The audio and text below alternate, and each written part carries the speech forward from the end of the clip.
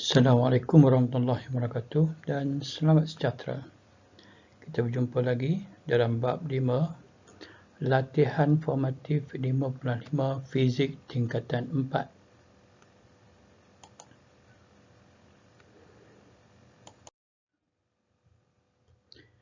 Soalan 1.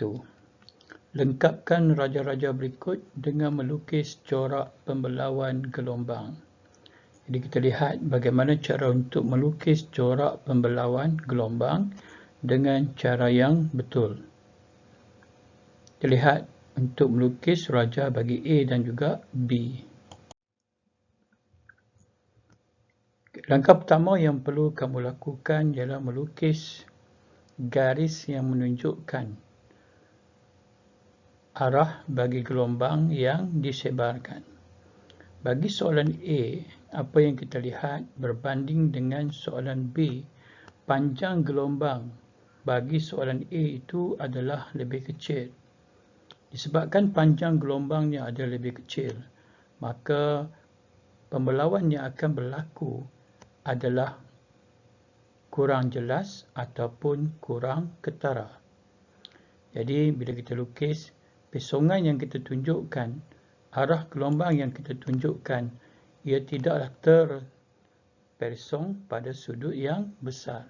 Dengan kata lain, gelombang itu tidaklah tersebar ke kawasan yang luas. Kemudian barulah kita melukis muka gelombang dan pastikan jarak gelombangnya adalah seragam dan juga sama dengan panjang sebelum gelombang tersebut dibelaukan.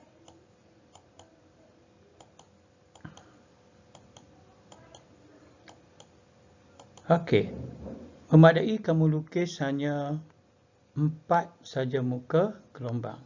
Kita lukis pula untuk gambar rajah bagi B.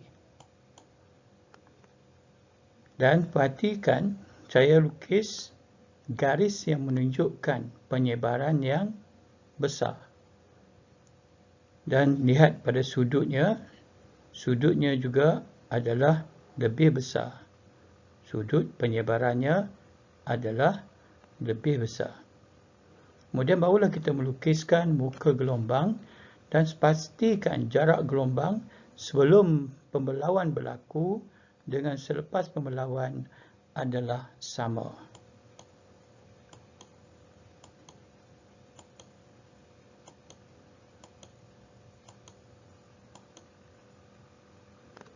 Okay, itulah untuk jawapan bagi A dan juga B.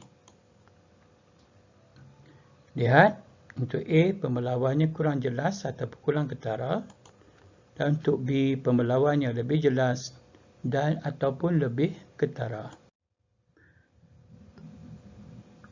Ini adalah gambar rajah yang boleh kamu lukis. Ya. Dan lihat pula untuk C dan juga D. Begitu juga untuk C dan juga D, kita kena perhatikan yang ini, kalau kamu perhatikan, ini adalah gelombang satah yang bergerak melalui satu celah. Dan kita perhatikan di sini celahnya, saiz celahnya untuk C, saiz celah adalah lebih besar daripada panjang gelombang. Ataupun panjang gelombang lebih kecil daripada saiz celah. Maka apa yang kita belajar dari segi teorinya, jika panjang gelombangnya adalah lebih kecil daripada saiz celah, maka pembelawan ini kurang jelas ataupun kurang ketara.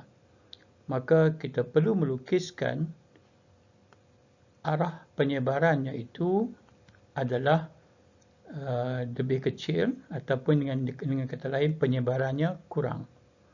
Jadi terlebih dahulu kamu perlu melukis garis yang menunjukkan arah perambatan gelombang.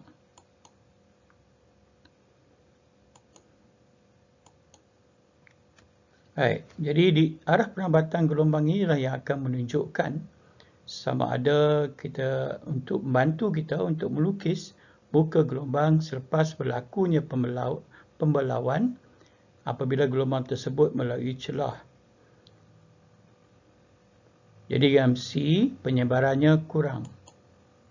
Kemudian barulah kita lukis muka gelombang. Okey. Jadi muka gelombang ini kamu juga boleh melukis lurus, lurus. Kemudian di hujungnya itu ada sedikit pembengkokan. Baik, kita lihat yang D pula. Sama juga kita lukis, tapi untuk D, kita dapati, kalau kamu perhati betul-betul, panjang gelombangnya adalah sama dengan saiz celah. Jika panjang gelombang adalah sama, ataupun lebih daripada saiz celah, lebih panjang daripada saiz celah, maka penyebaran akan berlaku pada kawasan yang lebih luas. Dengan kata lain, pembelauan yang berlaku adalah lebih jelas ataupun lebih ketara. Oleh itu, kamu perlu melukis garis yang menunjukkan bahawa gelombang tali ini tersebar ke kawasan yang lebih luas.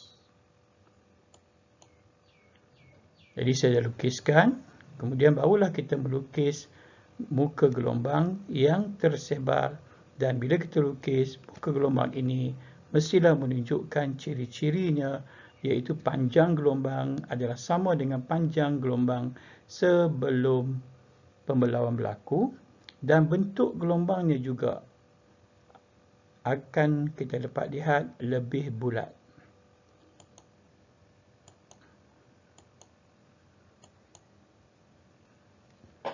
Okay, jadi kita perhatikan ada perbezaan dari segi bentuk gelombang untuk C dan juga D. Jadi untuk C, panjang gelombangnya adalah lebih kecil daripada saiz celah A. Dan untuk D, panjang gelombangnya adalah lebih besar ataupun sama dengan saiz celah A. Ini adalah jawapannya yang boleh kamu lukis. Ataupun kamu boleh lukis jawapan yang ditunjukkan pada tadi, yang telah saya tunjukkan sebelum ini. Terlihat pula soalan nombor 2. Rajah 5.54 menunjukkan pelan ruang tamu dan bilik tidur. Seorang budak yang baring di atas katil tidak dapat melihat televisyen di ruang tamu, tetapi dapat mendengar bunyi dari televisyen itu. Dengan melukis muka-muka gelombang, terangkan bagaimana fenomena pembelauan membolehkan budak tersebut mendengar bunyi televisyen. B. Nyatakan satu fenomena lain yang menyebabkan bunyi merambat dari televisyen ke budak itu. Okay, untuk jawapan bagi 2A, bunyi mempunyai panjang gelombang yang panjang. Seperti yang kamu pelajari, bahawa bunyi ini mempunyai panjang gelombang yang panjang berbanding dengan gelombang yang lain, seperti gelombang cahaya yang mempunyai panjang gelombang yang lebih pendek dan sukar untuk dibelaukan.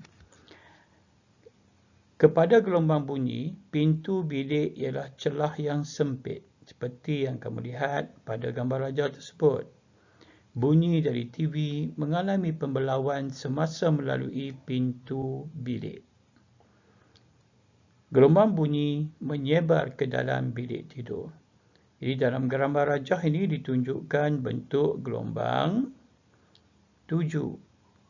Gelombang 7 yang dihasilkan oleh gelombang bunyi digambarkan, kemudian melalui satu celah. Dan berlaku pembelauan penyebaran bunyi tersebut di dalam bilik dan dapatlah didengar oleh orang yang sedang tidur. Apa yang berlaku kalau kita perhati kat sini, ada lagi satu fenomena gelombang yang berlaku, iaitu pantulan gelombang. B. Nyatakan satu fenomena lain yang menyebabkan bunyi merambat dari televisyen ke budak itu. Jawapannya ialah pantulan bunyi dari dinding. Sekian, terima kasih. Jumpa lagi di latihan formatif 5.6.